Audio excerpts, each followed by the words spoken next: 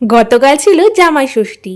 আর জামাই ষষ্ঠী স্পেশাল আমি কি কি কেক বানিয়েছিলাম আজকে কিন্তু চলে এলাম সেই কেকগুলো ডিজাইন নিয়ে। প্রথমেই যে আমি এই কেকটা তোমাদেরকে দেখাচ্ছি, এই কেকটা অর্ডার করেছিল আমার মাসি। আর এই কেকটার কিন্তু ইনসাইডে ছিল বাটারস্কচ ফ্লেভার।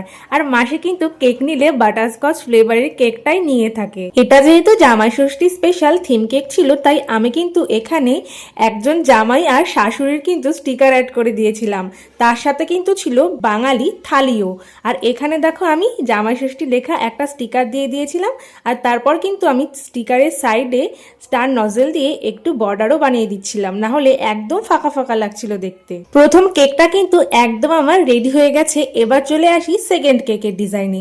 এই কেকটার ডিজাইনও কিন্তু আমি প্রায় একই রকম রেখেছিলাম।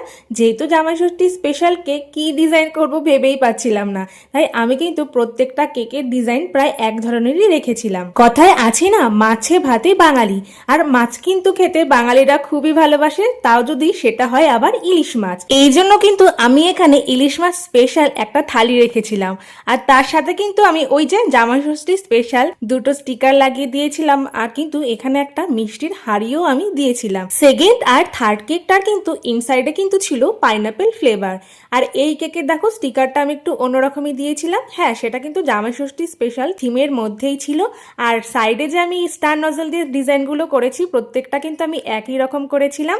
আর এখানেও কিন্তু আমি সেম জামাই ষষ্ঠীর লেখাটাও দিয়ে দিয়েছিলাম। লাস্টের এই বেন্টো কেকটা কিন্তু আমার সবচেয়ে বেশি কিউট লেগেছিল।